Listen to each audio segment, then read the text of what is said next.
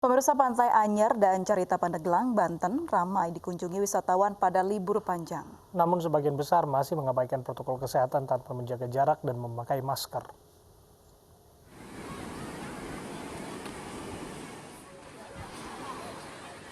Sejak kemarin hingga hari ini, wisatawan semakin ramai mengunjungi Pantai Anyer dan Carita.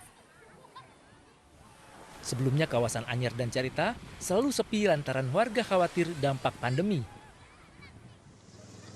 Ramainya wisatawan membuat pengelola memperketat protokol kesehatan.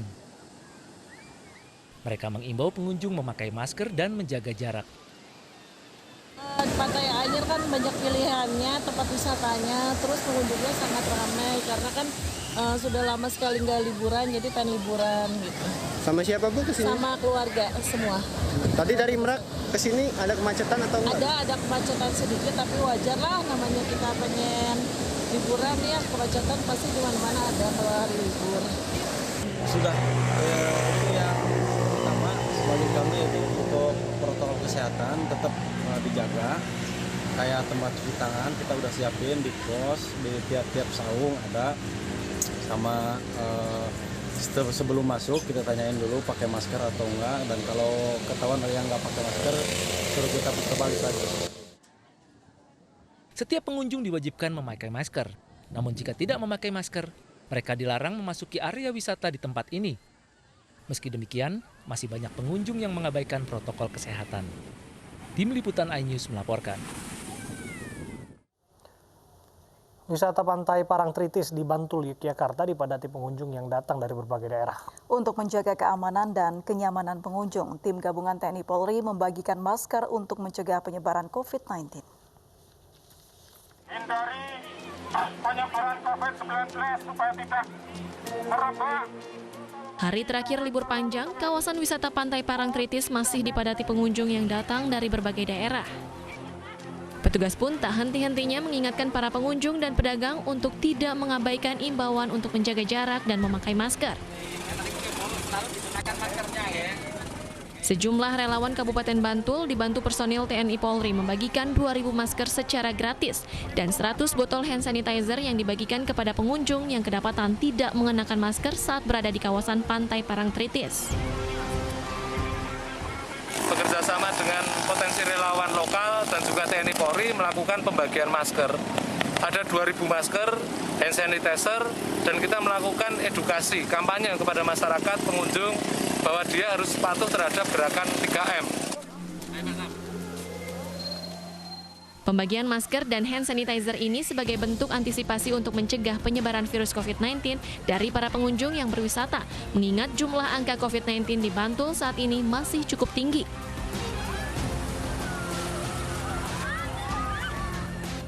Dari Bantul, Yogyakarta, Trisna Purwoko, iNews melaporkan.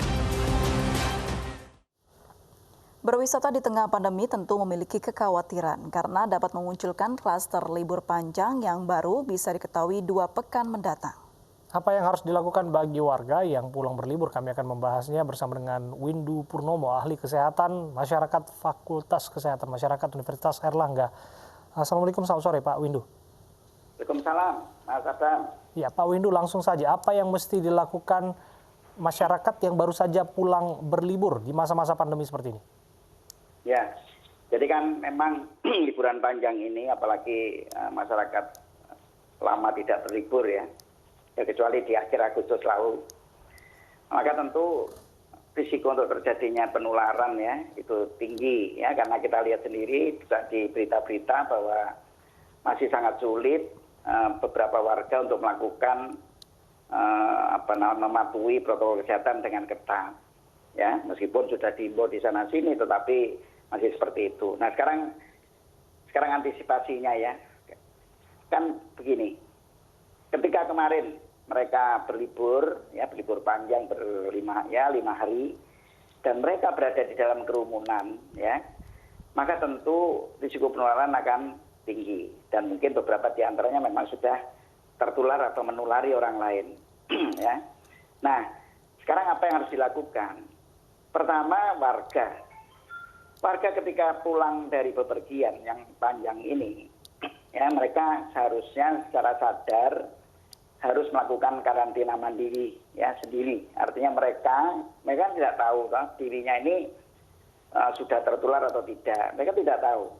Tetapi jangan sampai ya, jadi mungkin di antara mereka sudah ada yang tertular dan itu jangan sampai kemudian malah menulari lagi orang lain di sekitarnya di rumah ya, entah itu di dalam keluarga maupun teman-teman atau tetangga yang ada di dekat rumahnya maupun di kantor misalnya ketika mereka kembali bekerja.